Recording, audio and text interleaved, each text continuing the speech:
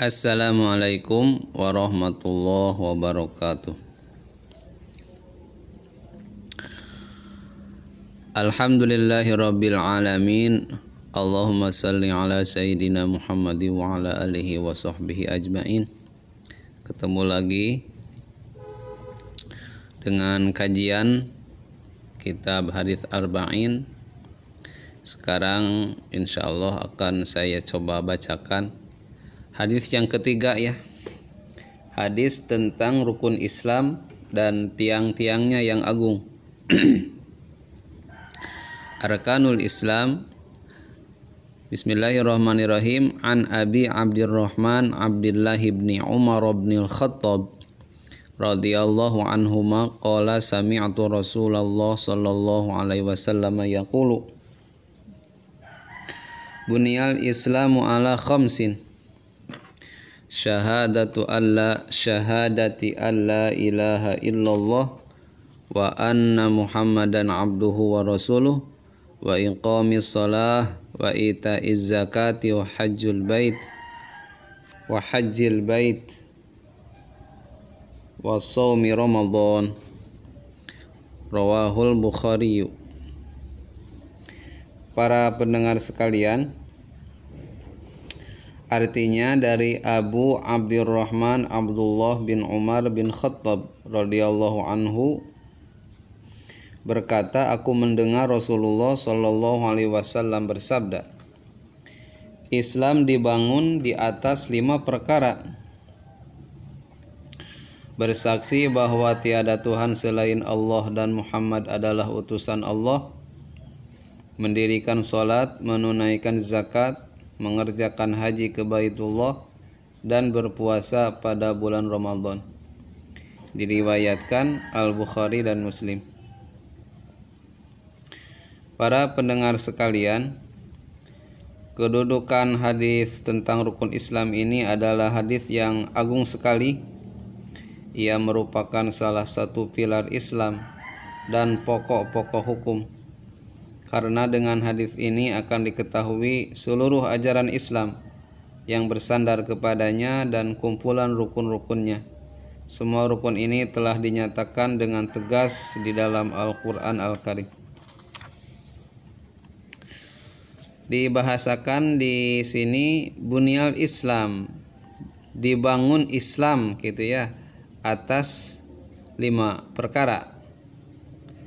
Jadi Rasulullah Sallallahu alaihi wasallam menyerupakan Islam dengan sebuah bangunan yang kokoh, yang tegak di atas pondasi yang kokoh pula. Dijelaskan bahwa kaidah-kaidah yang kokoh di dalam bangunan Islam itu terdiri dari 5 perkara. 1. Syahadati alla ilaha illallah wa anna Muhammadan abduhu wa rasuluh wa anna Muhammadar Rasulullah. Bersaksi bahwa tiada Tuhan selain Allah dan Muhammad adalah utusan Allah. Maknanya membenarkan keberadaan Allah dan keesaannya dan membenarkan kenabian Muhammad sallallahu alaihi wasallam dan risalahnya. Rukun ini bagaikan pondasi bagi rukun-rukun Islam yang lain. Nabi sallallahu alaihi wasallam bersabda, "Umirtu an uqatilan nasa hatta yashhadu alla ilaha illallah wa anna Muhammadar Rasulullah." Saya diutus untuk memerangi manusia sampai mereka bersaksi bahwa tiada Tuhan selain Allah dan Muhammad adalah utusan Allah. Hadis riwayat Bukhari dan Muslim. 2. Mendirikan sholat.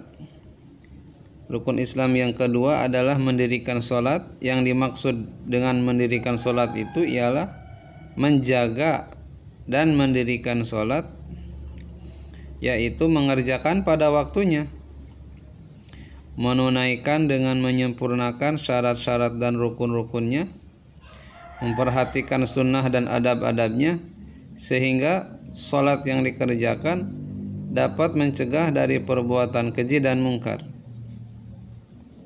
Sebagaimana firman Allah, wa aqimis shalah innas salata tanha 'anil fahsya'i wal munkar.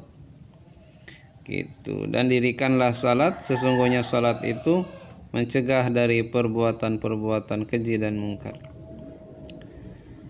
3. Rukun Islam itu ialah wa ita'iz zakah, mengeluarkan zakat, yaitu mengeluarkan jumlah tertentu dari harta orang yang telah memiliki nisab, yaitu jumlah minimal yang menyebabkan pemiliknya wajib membayar zakat, seperti jika memiliki harta senilai 85 gram emas ya, atau memiliki hasil panen sebanyak 653 kg beras dan memenuhi syarat wajib zakat yang lainnya. Diberikan kepada siapa zakat ini? Diberikan kepada fakir miskin dan mustahik lainnya. Allah Ta'ala berfirman dalam menyifati orang-orang mukmin. Ada ya dalam surat Al-Mu'minun ayat 4. Walladzina hum lizzakati fa'ilun, gitu. Dan orang-orang yang menunaikan zakat. Gitu. Zakat ini merupakan ibadah maliyah, ibadah dengan harta ya, untuk mewujudkan keadilan sosial dan mengentaskan kemiskinan, menyebarkan kasih sayang, solidaritas, dan saling menghormati di antara kaum muslimin. Rukun Islam yang keempat yaitu wa hajjil bait. Nah, jadi sini nomor 4, pergi haji ya. Haji ini merupakan ibadah maliyah dan badaniyah, ibadah harta dan fisik, yang mewujudkan manfaat yang banyak bagi individu dan masyarakat.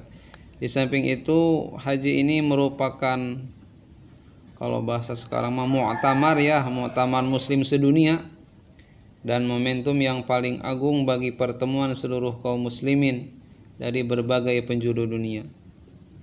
Allah Subhanahu wa taala berfirman, wa adzin fin nasi bil hajji ya'tuka rijalan wa ala kulli dhamiri ya'tina min kulli fajjin 'amiq liyashhadu manafi'a lahum ila akhiril ayat.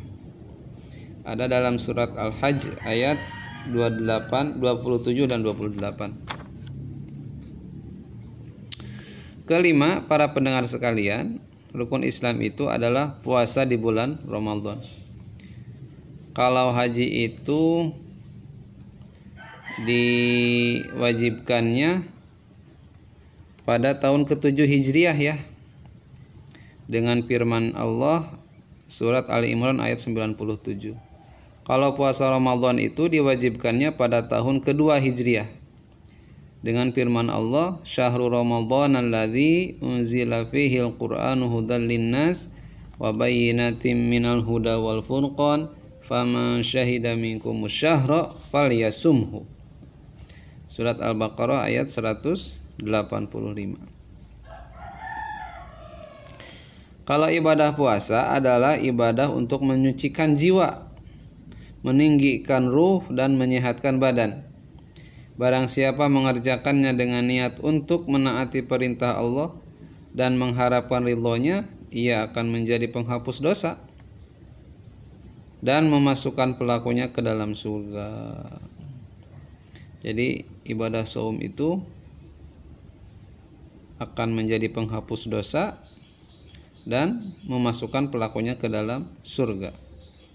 Itu sebagaimana sabda Rasulullah yang artinya, barang siapa yang berpuasa di bulan Ramadan dengan penuh keimanan dan keikhlasan, maka akan diampuni dosa-dosanya yang telah lalu.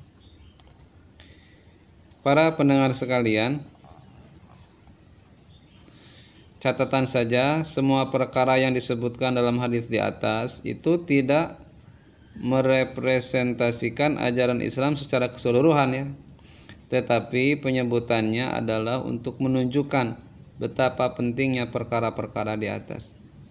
Di samping itu masih banyak ajaran-ajaran Islam yang lain.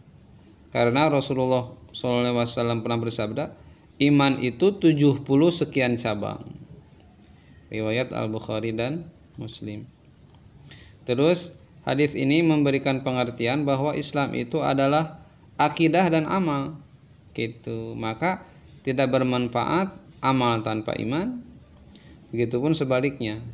Iman tidak ada artinya tanpa amal.